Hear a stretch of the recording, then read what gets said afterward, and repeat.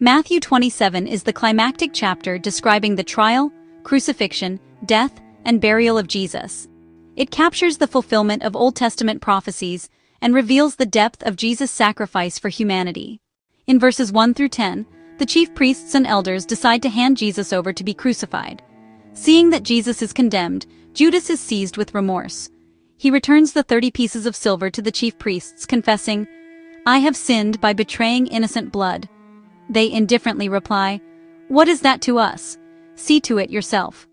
Judas throws the money into the temple and goes out and hangs himself. The priests use the blood money to buy the potter's field as a burial place for strangers, fulfilling prophecy. The key message is the fulfillment of prophecy from Old Testament books of Jeremiah and Zechariah. In verses 11 through 26, Jesus stands before the Roman governor Pontius Pilate, who asks, "Are you the king of the Jews?"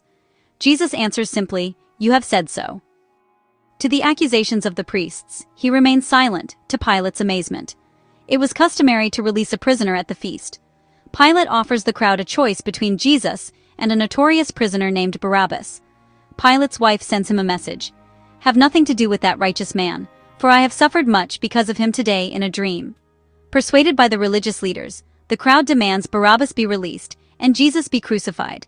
Pilate washes his hands before the crowd, claiming innocence of Jesus' blood. The people respond, "His blood be on us and on our children." This story is also in Mark chapter 15, Luke chapter 23, and John chapter 18. The key message is how easy it is to condemn an innocent person. In verses 27 through 44, Roman soldiers mock Jesus, dressing him in a scarlet robe and placing a crown of thorns on his head. Jesus carries his cross to Golgotha. He is crucified between two criminals. Above his head the sign reads, "This is Jesus, the King of the Jews." People mock him, challenging him to save himself if he is the Messiah. One criminal mocks Jesus, but the other defends him, asking to be remembered in his kingdom. This story is also in Mark chapter 15, Luke chapter 23, and John chapter 19. The key message is the irony that those killing Jesus think they are mocking Jesus, but instead they are claiming the truth. In verses 45 through 56, from noon to 3 p.m., darkness covers the land. Jesus cries out loudly and then dies.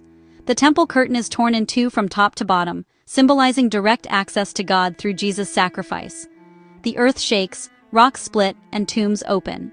Surely this was the Son of God. Many women who had followed Jesus watch from a distance. This story is also in Mark chapter 15, Luke chapter 23, and John chapter 19. The key message is that this is the final act of Jesus that gives us all direct access to God. In verses 57 through 66, Joseph of Arimathea, a wealthy disciple, asks Pilate for Jesus' body. Jesus is wrapped in a clean linen cloth and laid in Joseph's new tomb. The chief priests and Pharisees secure the tomb with guards and a seal, fearing the disciples might steal the body. This story is also in Mark chapter 15, Luke chapter 23, and John chapter 19. The key message is the Jewish leaders did everything they could to prevent the disciples from deceiving the people by stealing Jesus' body. There are 5 key themes in Matthew chapter 27. 1. Innocent suffering. Jesus, innocent and without sin, willingly suffers and dies. 2. Fulfillment of prophecy. Every event, from betrayal to death, fulfills Old Testament prophecies. 3. Sacrifice and redemption. Jesus' death pays the price for humanity's sins. 4. Divine confirmation. Signs like darkness, the torn temple curtain, and the centurion's confession affirm Jesus' divine identity. 5. Faithful witnesses. Women remain faithful, witnessing Jesus' death and burial. Matthew 27 recounts the trial, crucifixion, and burial of Jesus. Judas, filled with remorse, returns the betrayal money and dies. Jesus is brought before Pilate, who, though finding no guilt, gives in to the crowd's demand to release Barabbas and crucify Jesus.